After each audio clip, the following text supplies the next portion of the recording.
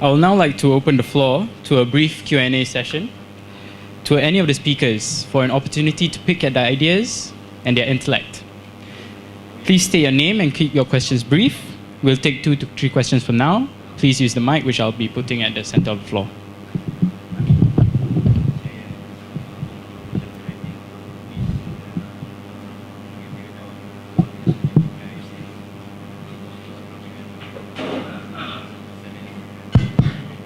Bismillahirrahmanirrahim. My name is Azhar Osman. I would like to direct my question to Dr. Farouk and Dr. Azhar together. Dr. Farouk, in your speech, I quite like the term you use, intellectual stagnation. And the story that you told just now was that it is mainly because of these traditionalists who by default are quite authoritative but end up being authoritarian. So the Muslim individual or society at that time became what you call muted, subdued, become submissive, and perhaps, I don't like to use the word become stupid. That is the effect on the society as a whole. But what bothers me is that as an individual, this so-called Muslim, according to history, where is that passion in them as a person to want to know more rather than wait for some what you call direction, a system, a government that encourages you to seek knowledge, I can't understand why they stop being passionate about learning, they stop being inquisitive, they stop reading, they stop writing, make publication of whatever they want to know. Because if you look at the history of Europe went through dark ages now. The church was very much in control of almost everything. But then they realized that they can no longer be in the dark ages. It's because the quest of knowledge through the Renaissance. They read books from various communities, religion, they translate them, and then from then onwards, they have been moving far ahead of the Muslim. Now, can you just elaborate further? We cannot be blaming these traditionalists. It is something more than that, that makes Muslims today so retarded in their thinking, so subdued, whatever it is. So can you please enlighten that? Because I keep asking myself the question, why is it so? Why are we not in that category of people who want to know, inquisitive? Okay, thank you. That's the question.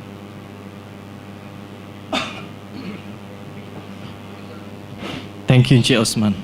Encik Mansor, ya, maaf. Encik Azhar. Oh ya, maaf. Terima kasih, Encik. Regarding this, I think one of the, you see, if you want to have that passion, you have to have that commitment to pursue knowledge, to discover, to uncover, to unravel, one of it must come from a creative mind, a mind which has a taste for good things. You see, there's so many kitab.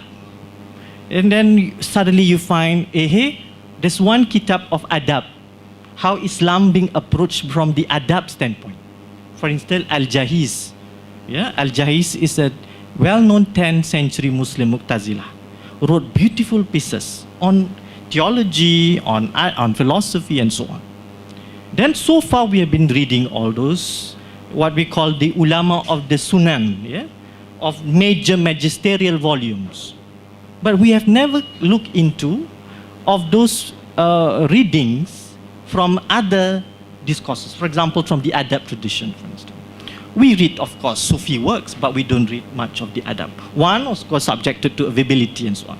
But my point is this, that creativity comes from a free mind, a mind which is having a sense of freedom. In a Milo, in an environment where there is no freedom, that is where one of the creativity and higher taste gets stunted. So you don't want to pursue. You are waiting for the dominant group, or here in our case very concrete, ulama or tok guru, to tell you what to read. So we submit it. When we say traditionalism, we're not saying that traditionalism as the problem. No, a subset of it. There are many things.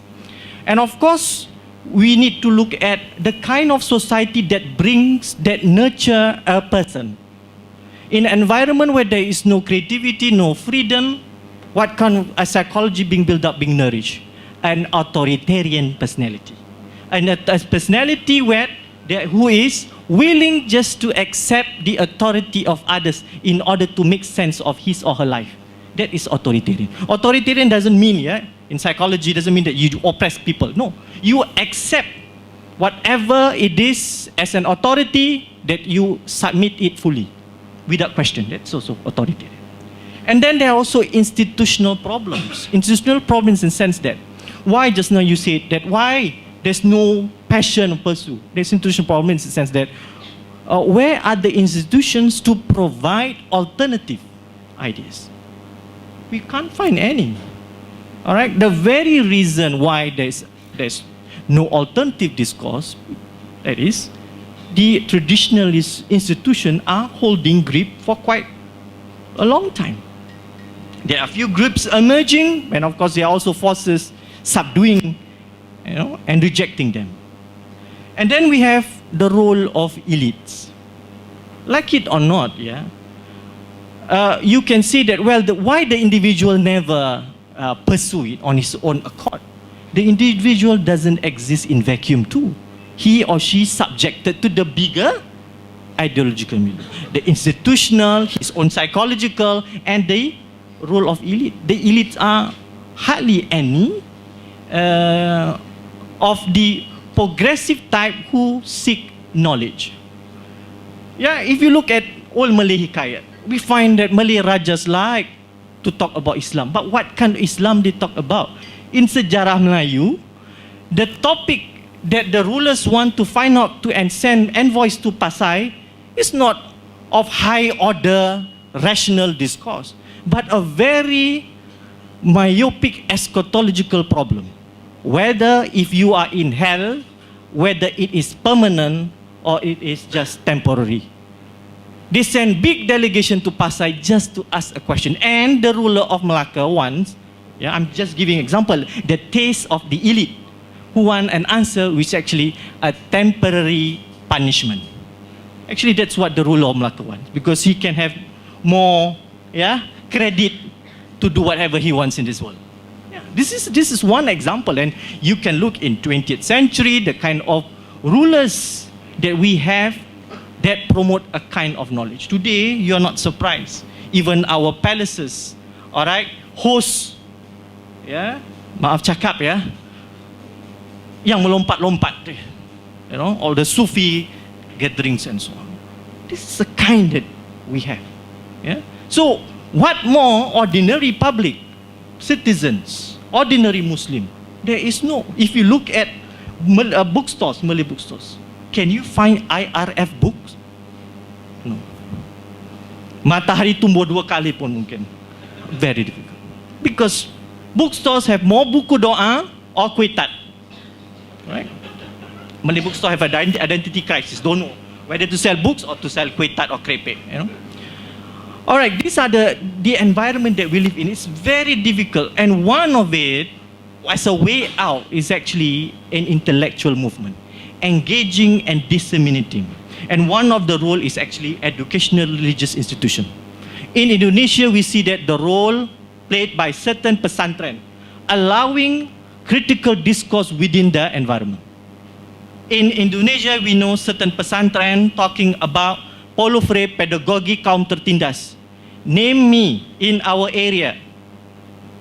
Religious discourse, not even university, talk about variant pedagogi kaum tertindas. It's a taboo, right? We think that all this, this is something in which there is no institutional support, elite not interested, the psychological build-up within the nurturing. It's not because he or she is Malay. No, I don't agree with that. It's because of many factors at work. And I think this is where we need to challenge and provide alternative. If there is no reading alternative provided for the public, this phenomenon will go on and on. Okay, thank you, Dr. Azhar. I'll just make a brief comment about the question. It's a very interesting question, and I think Dr. Azhar raised a very pertinent issue regarding the fear that has been instilled to the individuals, right? Muslims especially, to try and read other ideas, right? So you're talking about individual problems, right? So the fear, I guess, is the fear being imposed or instilled upon the hearts of the Muslims at individual levels. So when he mentioned about, Pedagogy of the Oppressed by Paulo Freire, I mean, not many of us in Malaysia have heard of Paulo Freire, Pedagogy of the Oppressed. What more reading the translated version or translating into Malay? I don't think there's any Malay translate. There's one? Yeah. But it's very rare, like you can't find these kind of books. Like he said, you can find a lot of books of dua and recitation, how to pray this, how to pray that, and what kind of things. But you can't find this type of intellectually stimulating books.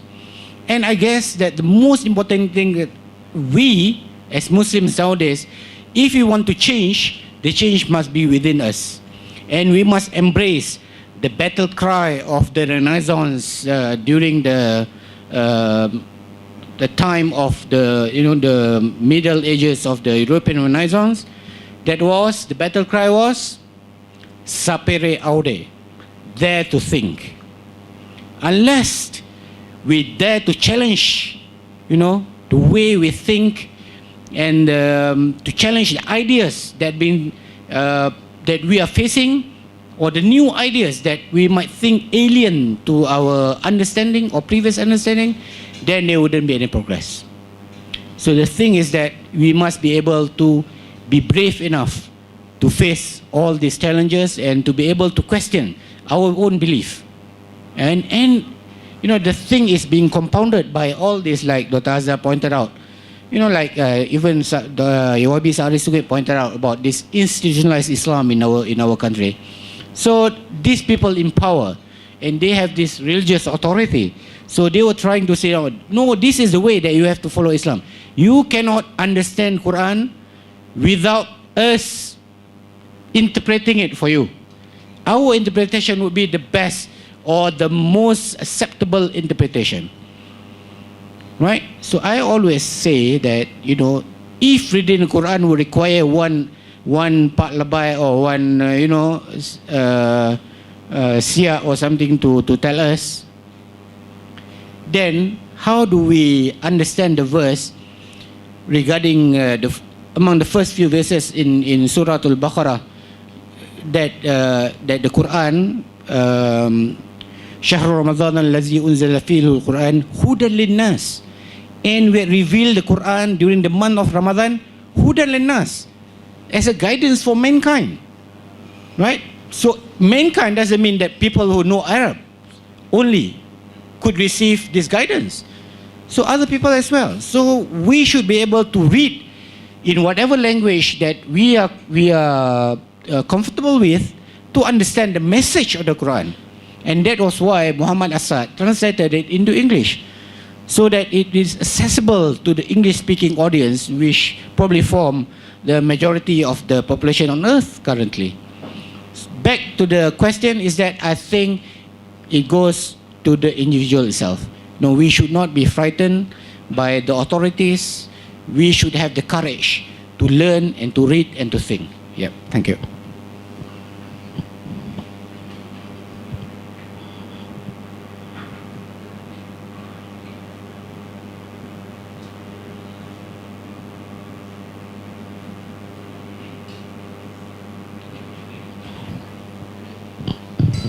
Any questions?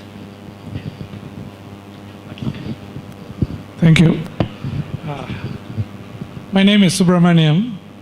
I think one of the reasons is not just Islam alone. I think in Malaysia, even Hinduism, I'm a Hindu, and other religions, there is this, authoritarian tendencies in all this. And I think it's because of the political structure in this country, which is extremely authoritarian, which doesn't allow dissenting views in any area, even in economics. You know, that's their way is the only right way. Anybody who questions the economic path they are following becomes challenging progress, challenging economic progress, and all that. And that's why it's spreading to religion too. And I think in Islam particularly strong, because the fear is if Muslims start thinking, their political power will be shaken. And I think that is what's driving this, strong, harsh treatment of Muslims who think differently. Perhaps the YB and Dr. Farooq would like to comment. Thank you, Mr. Subramaniam. Yeah, I think in principle, the issue is the notion of government is total. This notion the government is total is that government is all-encompassing and all-embracing. All aspects of the role of the institution played by the government, and all laws must be abided. So, whereas the origin of democracy by Stuart Mill, John Locke, Voltaire, Rousseau, and so on, is from authoritarian state to a civil society, civil state, where society is being governed by individuals, by the members of the society, by the free will of the people who elected them into office. And in Islam, that also is the principle of governance. As far as I understand, from the history of the Prophet and the time of the Caliphs, it's more a civil state. And there are aspects like distribution of zakah. The basic problem of eradication of poverty, for example, is through the institution of zakat. Zakat, the role of the state and the government is only to coordinate policy. The implementation is through localized society, where within a localized society, people who are assigned to the role of amil, collectors of zakat and distributors of zakat, understand in depth, in detail, who are poor, who are rich. The principle is to collect money, zakat, from the rich and to immediately disburse and distribute to the poor. That policy was done during the time of the Caliph Omar al-Khattab and repeated during the time of Caliph Omar bin Abdul Aziz, where there is no incident of poverty. So when, for example, the state, the concept of state is total, whereas the Islamic notion of government state is a sum total of state authority, civil society, the conscience of the people, and the free will of the rakyat. That is the basic principle of the society and the governance of the Prophet.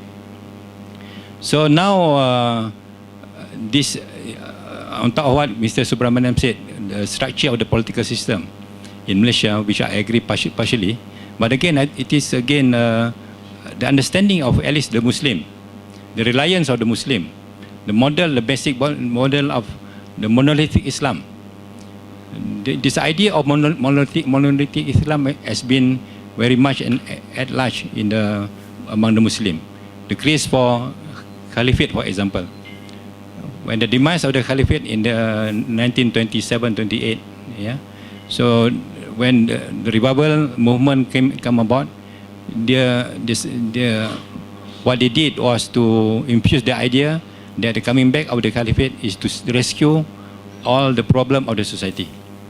So as such, the Muslim believe with the establishment of Islamic State, for that matter, all the problem of the Muslim, or the problem of the society, or the problem of the Ummah, all the problem of the nation will be solved and resolved. So the idea that the role is only to support government of the day, with the idea that government is total. Whereas the whole idea of Islamic governance is that the role of the state is being balanced by the role of individuals, member, through civil society and their conscience. So this is what I think should be the way of the Islamic government.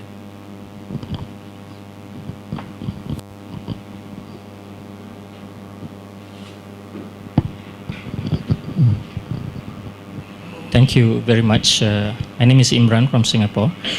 Dr. Farouk, I think I agree a lot with what you mentioned about the role of the Mu'tazila in terms of initiating the intellectual movement within the Muslim world from Baghdad at that time.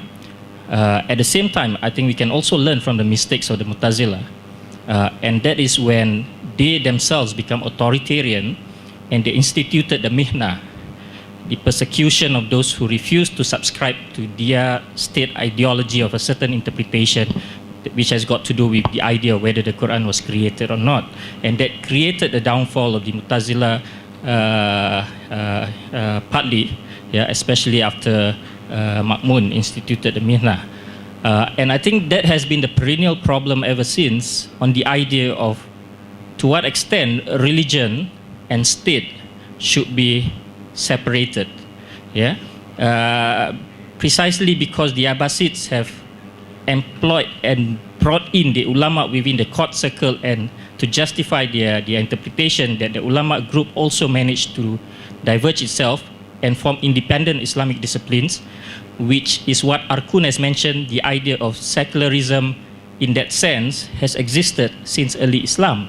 And perhaps one way forward is for us to reignite this whole debate on secularism, because one of the problems that has been brought in by the Da'wah revivalists of the 70s is to denounce this whole idea of secularism, because there is this idea that Islam cannot be separated from politics, which is correct, but the idea of secularism is more about the separation of state and religion, not religion and politics, as what Abdullahi and Naim has mentioned. And that needs to be brought forth again, because people are fearful of this whole idea of secularism because of the revivalist insinuations that has occurred for many decades, partly through the writings also of Maududi, Said Qutb, and various other revivalist ideologues. And of course here in Malaysia, it's primarily also through the influential book of Islam and Secularism by Syed Muhammad Naqib Al-Atas. So, and I think Islamist movements also have evolved ever since. Turabi himself has evolved in certain of his thinkings, including even perhaps Qardawi and others also, that we are now seeing what is known as post-Islamism, which argues that perhaps secularism needs to be revisited and it's not an anathema to the whole entire Islamic discourse, because the idea of secularism that they have is those that are oppressive of the probably the Ataturk kind, and also Muslim emerging out of post-colonial society are very insecure and they want to reclaim that glory and they want to reclaim that leadership which is natural emerging out of the devastation of colonialism. But I think we have moved forward, and it's time that we revisit this idea of secularism, and we need not be so fearful of it. So I'd like to hear your views on that. Thank you. Thank you, Brother Imran from Singapore. I guess that I agreed with you 100% of whatever that you have said just now. And with regard to secularism, in our second volume of this book, there were several essays that I written about this topic in particular, and of course I've been whacked left, right, and center for promoting this idea, and probably Imran is safe because he's down under in one island over there. But whatever it is, because the discourse in political Islam is so strong over here, like our YB has problem with in his Dewan Rakyat. The issue is that probably because of this idea by the book by Syed Naqib Al-Atas, that this Islam and secularism that had given this impact that secularism is basically a Western construct. So that is the problem, right? And of course, like why we are facing this problem nowadays in the 21st century, if we trace back history, it was because of the demise of the Mu'tazilites, of the rationalists. So the defeat of the rationalists, the defeat of the people of reason to the people of tradition, was basically the beginning of the end of the Muslims, right? And because of that, we are in this fiasco nowadays. Nowadays, when people talk about demonstration, about demonstrating, peaceful demonstration, well, I might be a bit biased because I'm a deputy chairman of per se, but I'm saying is that it is something acceptable in a democracy, right? You know what I mean? Then, why is it that nowadays people, every time there is a demonstration, a peaceful demonstration, people will ask or will see on Facebooks and everywhere, in Utusan Malaysia and in many other portals, people talk about where is the nas, the dalil, the what you call evidence from the hadith or from the tradition of the Prophet about demonstration. You get what I'm trying to say? So people try to look back and try to search and dig up the traditions to basically qualify whether they should or should not be peaceful demonstration. So people are being so obsessed with trying to find nas, trying to find this evidence from the tradition of Prophet, and they forgot that the most important reference would be the Quran. The Quran says, "Wala tarkanu ila allazina zalamu fatamassakumun nar." Do not be inclined towards the unjust, or you will be touched by the hellfire. And are we saying that we are living in a just society, in a just government? I think all of us, we know the answer, right? It's so obvious. It's staring at us, right? And yet we are being obsessed with all these problems. And of course, yes, it was a mistake by the people reasoned by the Mu'tazilite to enforce, and that was, it came the idea of to have this secular in terms that a state should not interfere with people's faith, right? A state should be neutral, right? So we are saying is that a state should not force women, for example, to cover their head, as much as a state should not impose women to cover their head. Neutral. That's what we want, right? And that is what we're fighting for in this country. And just little bit about history of the Mu'tazilite. Actually, it wasn't Al-Ma'mun or it wasn't the Mu'tazilite scholars who really wanted to have this inquisition or mihna. It was basically, according to history, it was the minister in Al-Ma'mun government. He was the architect of this mihna, of this inquisition during the Mu'tazilite time. I was not defending the Mu'tazilite, but in a way, yeah, probably, yeah. If you guys read a book by Tariq Ramadan, he compared the history of secularism in the West as compared to the Muslim country. He said that the history, the road went through by the West towards secularism is good politically. It liberated them from the clutches of the church, the power of the religion, to the freedom of society to elect people who they see fit to run the government through the free election. While Tariq Ramadan said the reverse was true, the decadence of the Muslim, the situation of the Muslim getting worse and worse from separation of religion through politics. But again, I would like to invite you people to think deeply. The issue of among the Muslim, it's always been this norm that religion and state cannot be separated through the monolithic model of the caliphate. That the state is being established for the establishment of the religion.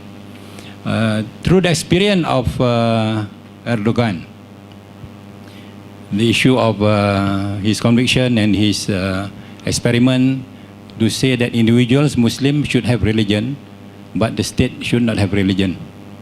I think this is something good to delve into in a multi-society where in the word of Dr. Farouk, while we do not prevent people from practicing religion, we should not impose people to embrace certain religion or certain ruling. So I think the experiment of Turkish experiment on separation of religion to the state authority is something worthwhile to think about. then I think among the Muslims it is quite a taboo to talk about this matter. Yeah. For example, in Malaysia itself, Islam is not an official religion of the state, but Islam is the religion of the state. Meaning to say, like Aziz Bari has mentioned, as Ahmad can have a religion, Ahmad can have a religion and can practice his religion, Malaysia as a state can have a religion that is Islam and can practice fully.